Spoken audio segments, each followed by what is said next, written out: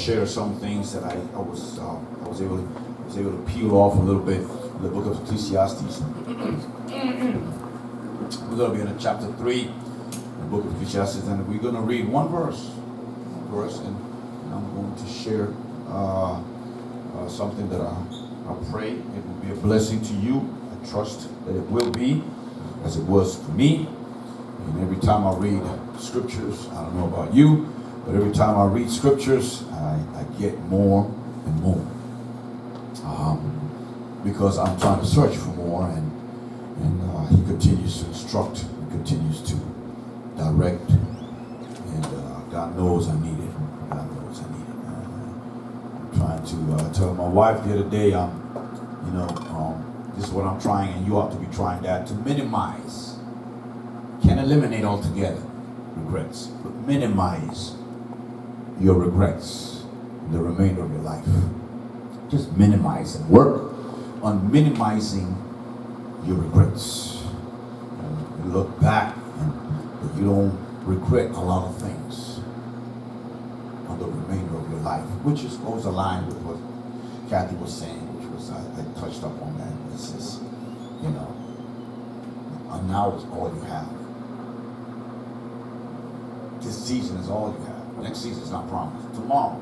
So try to minimize your regrets. And once again, that's what I was telling my wife. I'm really enjoying my life.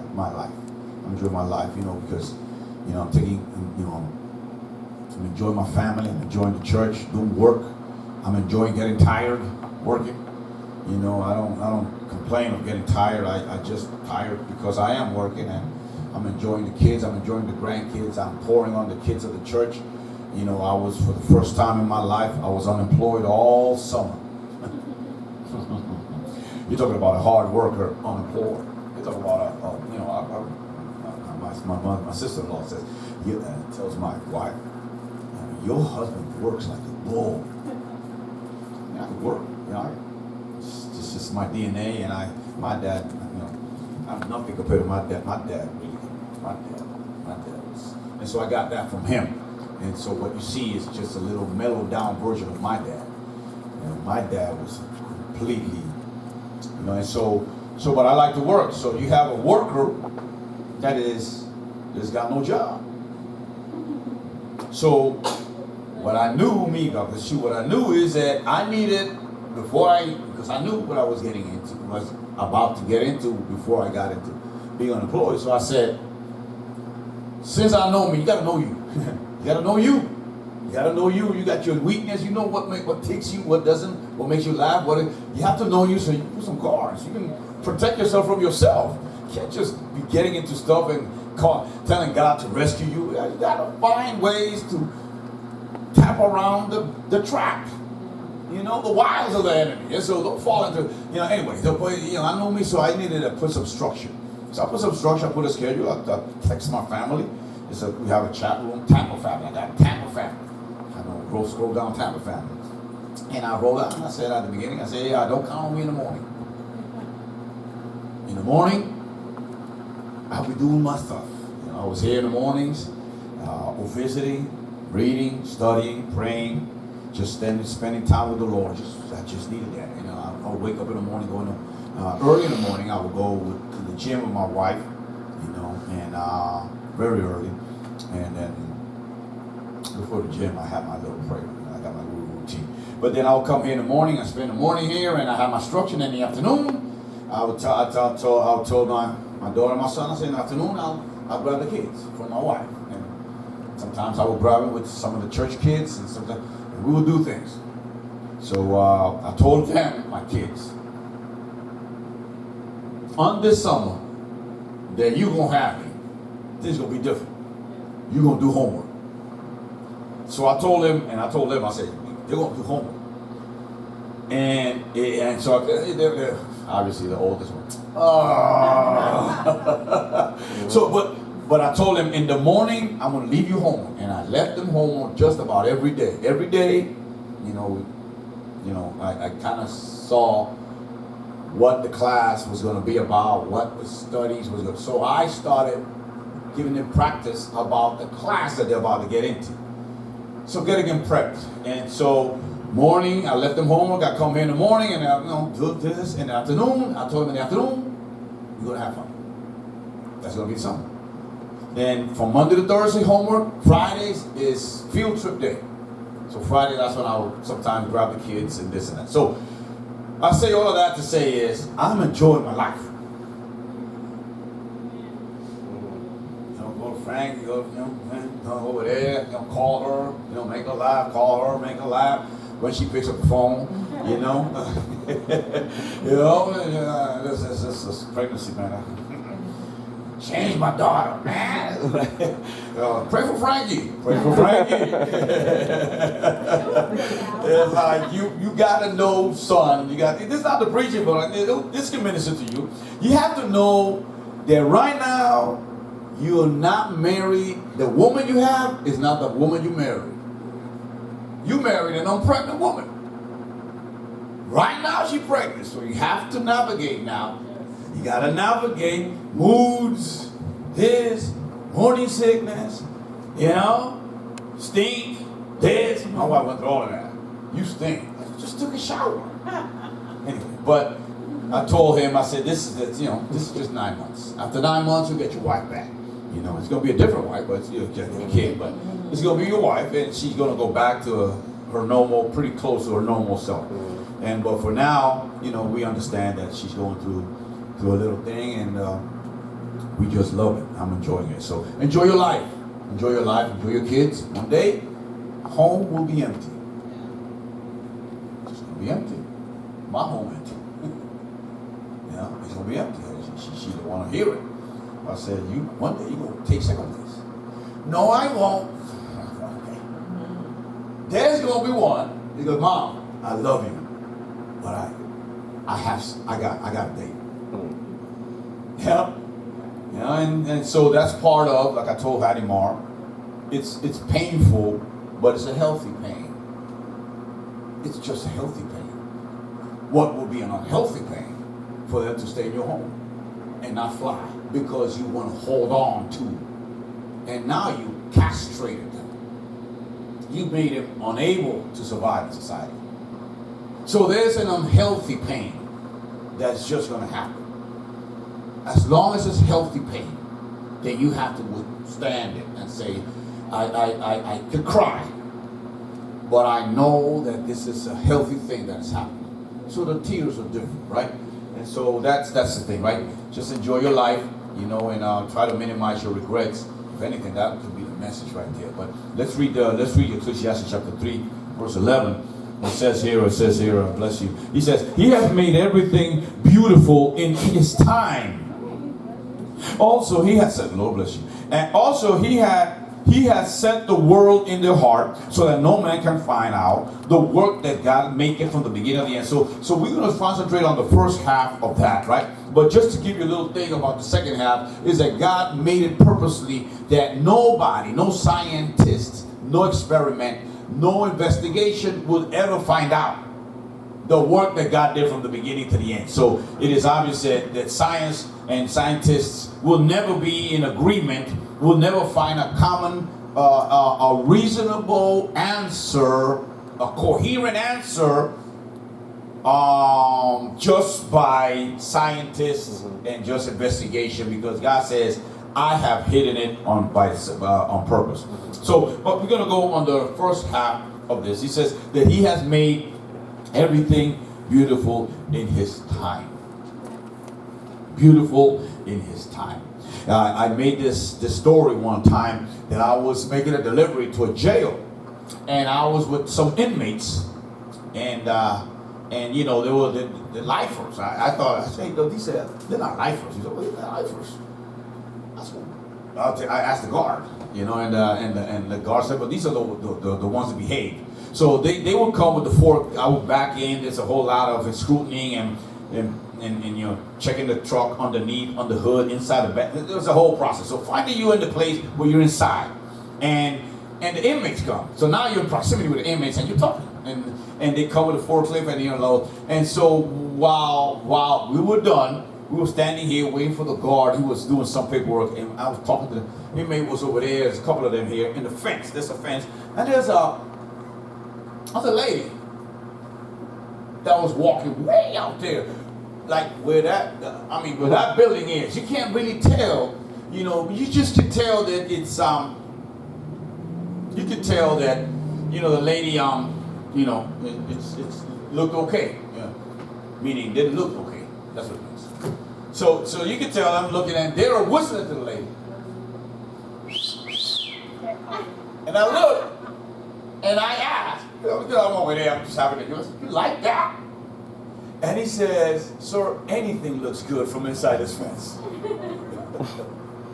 But there's wisdom, there's wisdom there. There's wisdom in places. If you're really looking for stuff, you can get stuff. If you're not looking, you just swipe back. But there's wisdom. Means that beauty depends on where you are at times and what your need is and how mature you are and how free you are and where your likings is in your life, which is change. And beauty, your understanding of beauty, changes depend on where you are and how you see and what your need is. Everything looks beautiful from in here. From out here, oh Lord, I would never date that thing.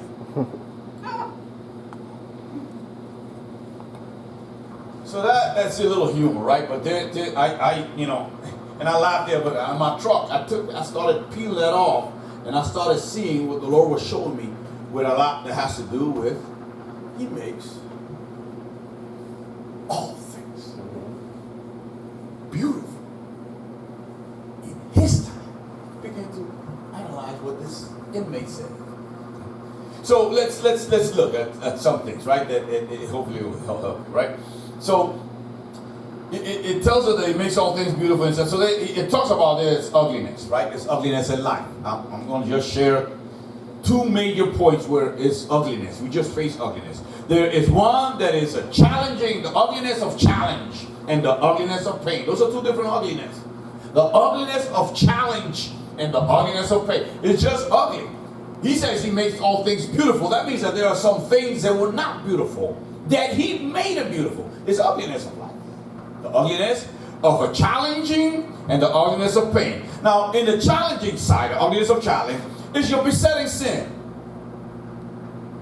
You have a bent. You have a propensity. Sometimes a family generational curse. Sometimes it's a chain. Sometimes it's a pleasure. Sometimes it's a weak. It's a something that just you trip over that.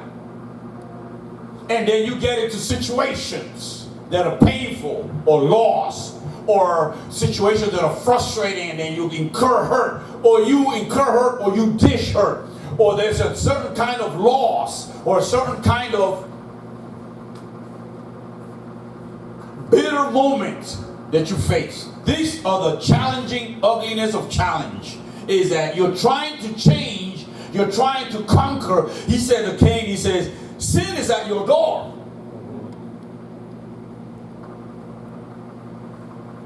You must learn to conquer it. You have a sin that is at your door. And he says, you need to learn how to conquer that. Conquer your mouth, conquer your attitude, conquer your pride, conquer your rebuttalness, conquer whatever it is, your sexual drive, conquer whatever it is. Whatever it is, he says, you need to learn how to conquer that, because that will take you into ugly moments. So that's the challenge, the ugliness of your challenge. You are challenged to conquer what conquers you. Everybody has it. Hebrew talks about, for the besetting sin that so easily, for the sin that so easily beset us, let us run the race, putting aside the besetting sin. There is an exercise that you need to do. There is God will not exercise for you. I told recently, and I knew we might even finish this preacher, but I told recently, I was talking to somebody, and I told him, I said, you don't really want to change. Oh, I want to change. I was having him say, no, you don't want to change. I do, Pastor, I want to change. He said, no, you don't. You don't want to change. You wish you change. You're saying you want to change. You don't want to change. Because when you change, there's an urgency. When you want to change, there's an urgency. There is, you just working, you studying, you praying, you reading, you're going to conference, you're going to workshop, you lusty, you hanging around somebody says, good company, if you walk with the wise, you learn to be wise. You learn some stuff that you wouldn't learn unless you walk with somebody. But you over there talking about, God will in his time, God will do, God will do. And I told the person, you don't really want to change. And I tell you what, you won't change. Because God is not going to force you to change. God sends a message to his messenger to let you know where you are and where you need to turn. You need to turn northward. Stop going around the same mountain, the same attitude, the same situation, the same results that you've been getting. He said, you need to start turning north. Enough of going around the same mountain, around handling yourself the same way. After a certain time, and you say, I'm sorry, you go back to it 3-4 months later. He says, you need to turn. And so you see that a lot, right? In the church. Did you see it? That people, many people don't really want to change. They don't want to change.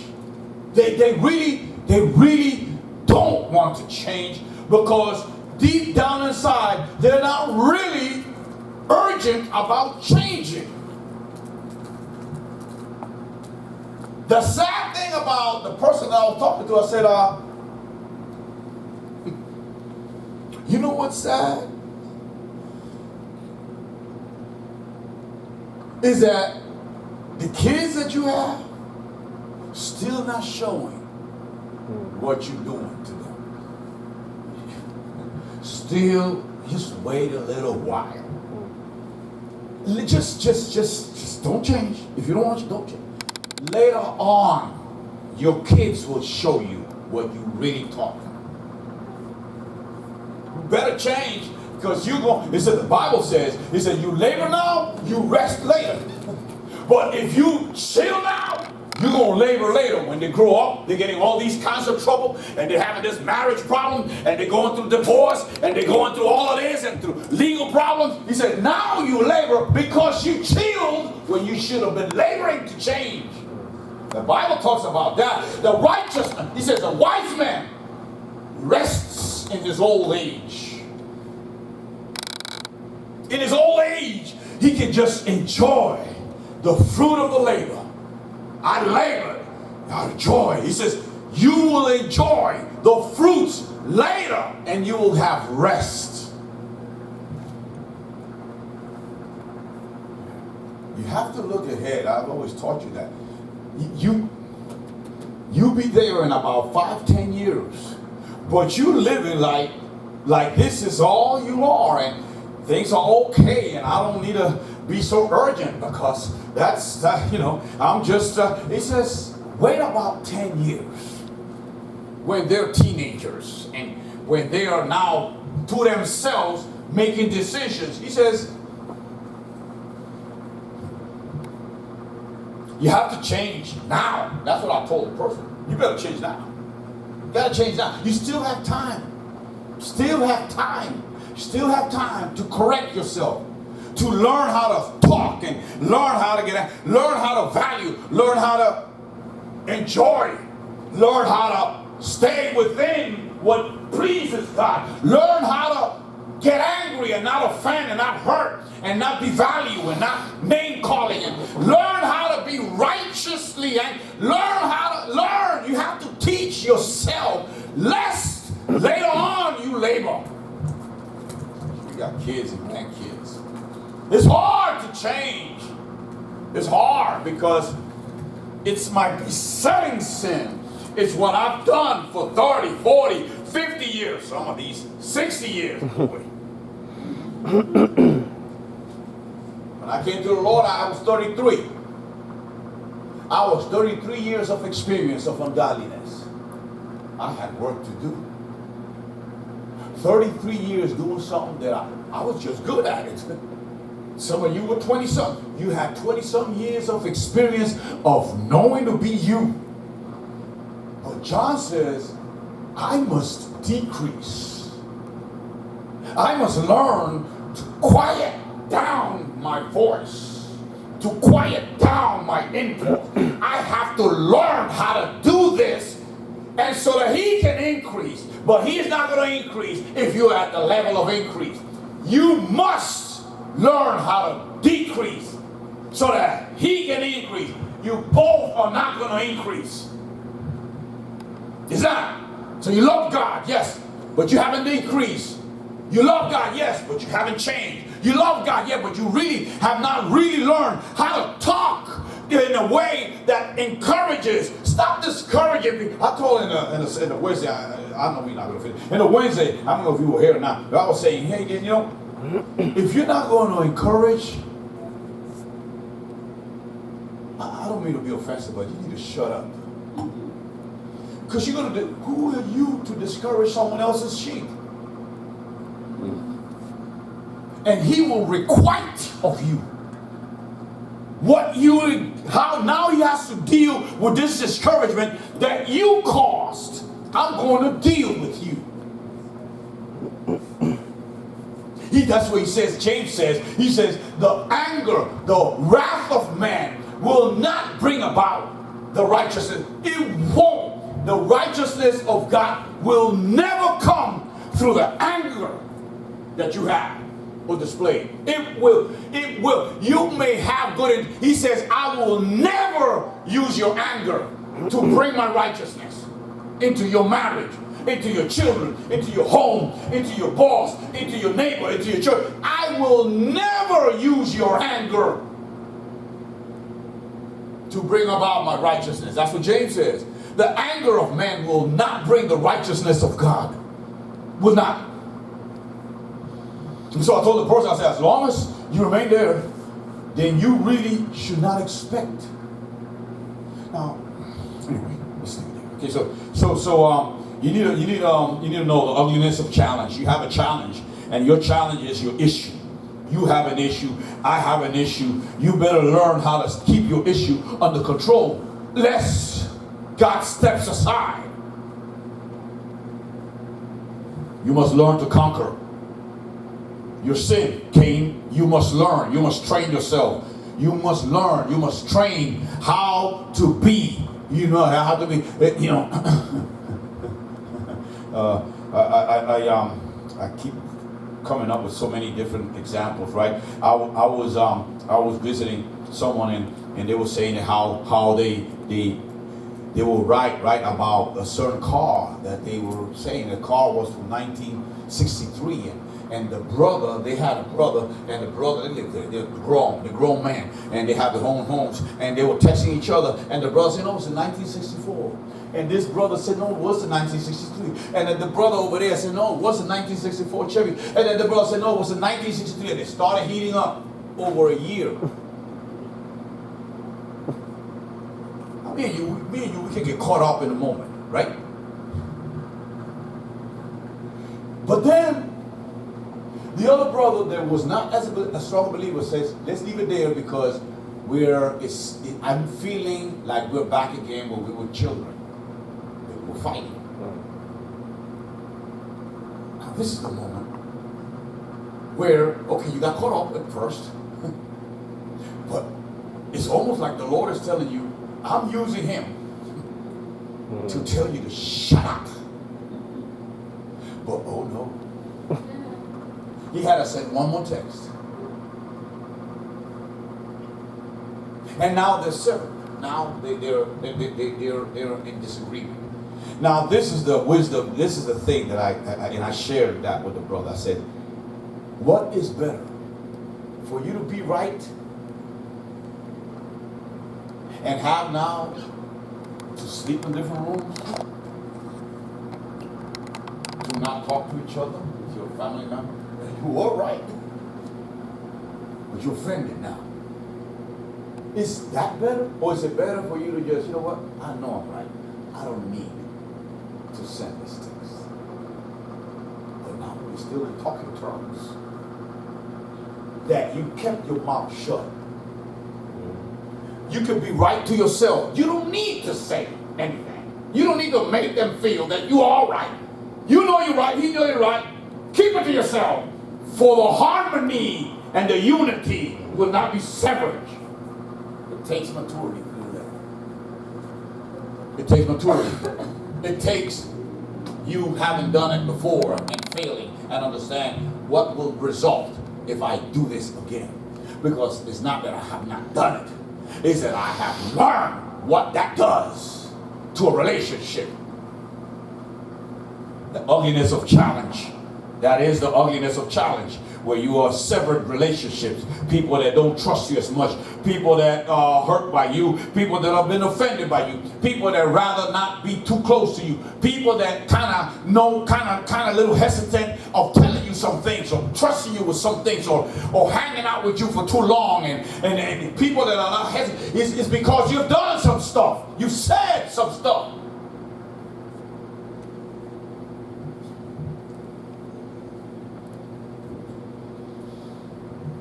So the next one is the ugliness of pain. This is ugliness. There are some unforeseen events, right, that we can face. You know, tragic sudden loss, right? Tragic sudden loss. Or there's some that are seen. You can see it coming. You know, a drastic, a gradually deteriorating situation, or elderly, or someone that has been diagnosed, and you can see deterioration, or has some kind of mental deterioration factor. So these are the ugliness of pain, the painful ugliness. These talked about making things beautiful, right? So we talked about the ugliness of the challenging of challenge, and this is the ugliness of pain, the two different ugliness of life, right? So it's those kind. It's unprepared for the unprepared for event in life, like a drastic change of life. Suddenly a loss. I remember when my wife, we were living in New York, and suddenly I went to work I used to deliver a newspaper. That was my second job, trying to support my kids, 2 jobs and whatever. My wife or whatever, she had a job, I had 2 jobs. I always worked, man. I'm taking my stuff serious. So anyway, I work, and when I went to work in my job, they told me the news. My father-in-law was struck by a car last night. Tried to reach you, but we couldn't. So I had to go to my wife with the news. And the challenging of pain. And one day it is, the next day is not. Never came back home. That can happen to anyone. It's just life on earth. These are the challenges, the ugliness of pain, painful experience. That's the ugliness. He talks about making all things beautiful. So we talked about 2 challenges, and I'm going to leave it there, and I'm going to continue on the next preaching. He says it's the ugliness of challenge and the ugliness of pain. That's just part of life. We're going to conclude next week. Give you the end line. And I'll also end with this next week. It says, the ugliness, and you can have a little music. The ugliness you may be facing now, or are facing now, or may face, is a wrap that covers the gift he has, which is beautiful. It's just the wrap. It's what you're facing. It's what you're dealing with right now. But he says that he will make all things beautiful in his time. So whatever the ugliness is right now, it's the wrap around the beauty he has in store. Father, we thank you for today. Pray that you will continue to instruct us and prepare us for the journey that you have for each one. I pray, Lord, that as we go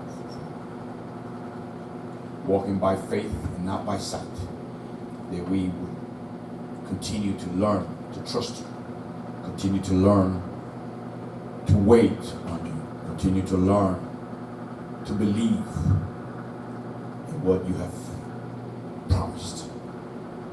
Thank you for choosing us, for we have not chosen you. You chose us. And we thank you for the honor and for the privilege to walk on this earth amongst the people we once hurt and betrayed, to bring a message of hope in our reconciliation. Equip us and help us. In Jesus' name we pray. God's people say, Amen.